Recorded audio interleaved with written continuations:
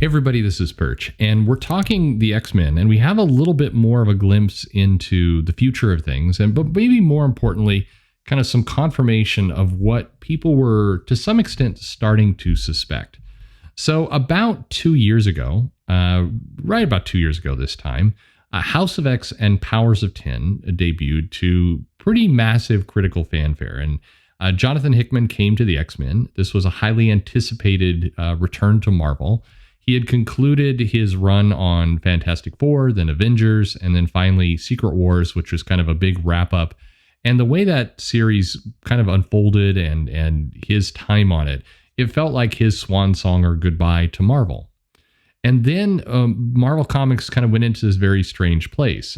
Secret Wars felt like a good ending for a lot of things. If you were going to reboot the company, that was the time to do it. But instead, what Marvel did is a time skip where several months had passed, and it was kind of unclear what had happened and why some things had happened, and things like Deadpool was a super popular hero for no apparent reason, and I say no apparent reason. There was a reason that was given, but it was kind of odd. The X-Men were in a strange fight with the Inhumans.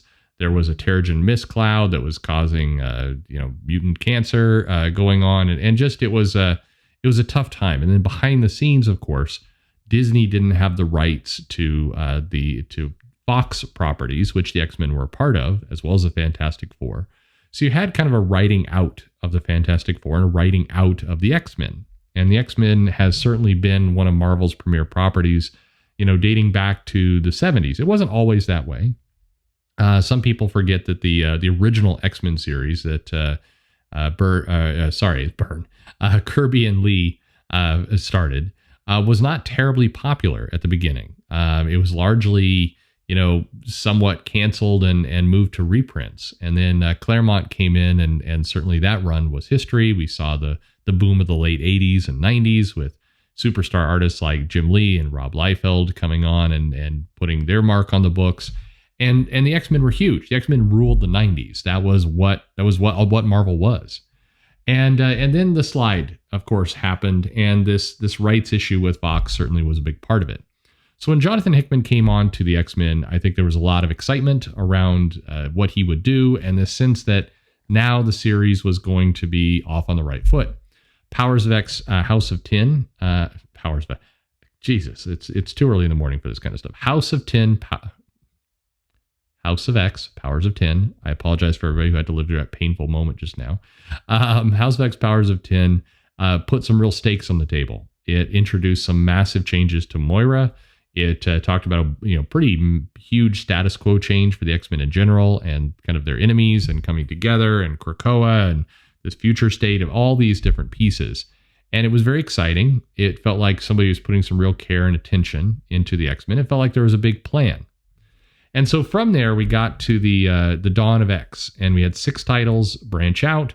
And at the time, again, that was exciting. They weren't all at the same kind of quality state, but it was it was a big deal. And then, kind of right around as we moved into 2020, Marvel started to introduce a lot more X titles in the mix. We got Wolverine. We started to branch out with just more and more and more books. And today, this led to the Ten of Swords crossover event, and then that's led to the Hellfire Gala and a lot more comics and other things. And we're in this strange world where the entire collection of all the House of X, Powers of 10, Dawn of X, Reign of X titles is a pretty massive amount of comics, exceeding Claremont's original run of the title, just in terms of total volume. This is not the fairest way to look at it. Of course, several of those are branch off titles, but there started to be some comments of where is this going? And it feels like it's been 100+ issues since we heard from Moira. Where is Moira? And so that's people started to wonder, at least started to ask, what happened to Hickman's original plan? Are we still on his plan? Like, what act are we on? Is this the second act, the third act? Like, are we wrapping this up? Or are we, where are we heading to? Because part of the excitement of House of X, Powers of 10 was that a lot of new and exciting things were being thrown on the table. And then it seemed like we didn't get to those things. The Children of the Vault and Nimrod and kind of some of these other pieces were vaguely, barely touched on. We had, encompassing those three things, really like three issues touching on these things. So what happened in Moira, pretty much completely invisible during this time frame. So what happened? And then there's been rumors, of course, that Hickman's maybe ending his run after Inferno. But there was an interview. So this all leads us to an AIPT interview with Jordan White, editor of the X-Men. He does the regular X-Men Monday answers questions kind of thing. And here's exactly what he said. And by the way, for the record, a number of people all sent me this information saying, what do you think of this? What's your take? So AIPT says, okay, as we wrap up, let's try and resolve two issues of great concern for fans of Jonathan Hickman's X-Men era. My mutant power is spell checked asked with the Hellfire Gala. Oh, he's referring to some person. With the Hellfire Gala ending this week and Inferno on the horizon, where are we in the grand scheme of this mutant epic? The first act, the second, neither? And Jordan says, I think the answer is that those terms are obsolete at this point, that we've moved past that idea so far that we're not really charting it on the map. That's an interesting answer. It basically means whatever plan there originally was, we've deviated from it, and we're off into unknown territory. And AIPT says, yeah, I see a lot of people bring this up, and I assume Jonathan mentioned the acts initially. And Jordan responds, for sure. What it is that Jonathan came in with plans. Jonathan came in with plans like he always does, but working with everybody changed his plans, and they have changed to a degree that trying to apply his original act structure to it doesn't work. That's not the structure we're following right now. It's a new one, and it's one he likes better. So the answer is we're not in an act. And then somebody asked kind of the more pointed question of, people are concerned that Jonathan Hickman's time is ending after Inferno. Should they keep worrying? Should they relax? And Jordan, this is a very interesting answer that he says. So listen very closely. They should relax, but you'll see. The answer is you'll see where we are, and big things are going to happen in Inferno in more ways than one. And you'll get more information about Inferno pretty soon, relatively soon, before it comes out for sure. He's referring to the solicitations here. But don't worry. We do have a lot of stuff mapped out. We do have a lot of plans that Jonathan has been working on with everybody. And yeah, you'll see. And you'll find out more very soon. So a couple things to take from this as bullet points that answer a few questions. If it seemed like the X-Men titles are kind of dragging their feet a little bit or bloated or we're moving to a certain conclusion and then seem to go to another spot, this is confirmation. They absolutely are. They've changed the plan. They are going in a different direction. They're definitely not on the original script. And they're, the word dragging it out sounds very negative, and maybe it is, but they're definitely have padded it. They definitely have gone in some other directions. And most likely because the initial sales for the X titles were strong. And I mean, if you think about Marvel's entire ensemble of comics, the X-Men are, good sellers for them. They're not, there's still things like Spider-Man beats the X-Men and Venom and some of what Donny Cates is doing, but the X-Men has carved out this moderately selling area. I mean, it's not shade. That's just truth, by the way. And so it's not maybe a surprise that they're wanting to kind of keep the party going as long as the sales are more or less there. But then the other thing that we learn on this is that, basically it is a confirmation. Hickman came with plans. The group kind of came together and new plans were made, and Hickman abandoned his original plans, and they're doing a different thing now.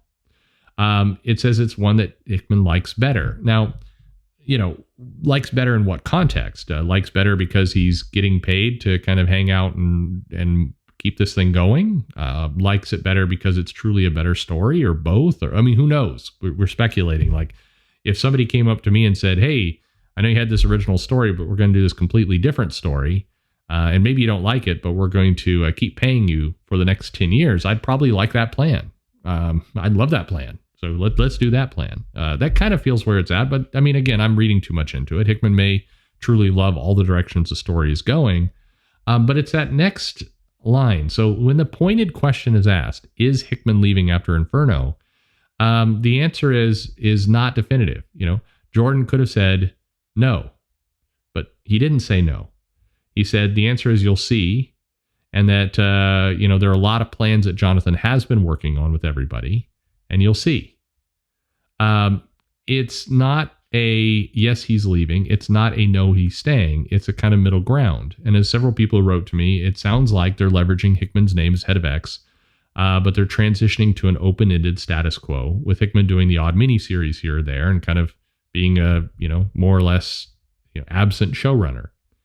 Yeah, that's what it feels like. That's what it feels like to readers of the comic as well. I think it's, it definitely feels like we're in the maintain the status quo phase of this comic.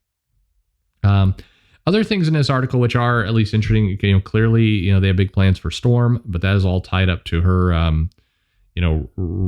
basically running the Araku, the planet, the new Mars, being the regent of space.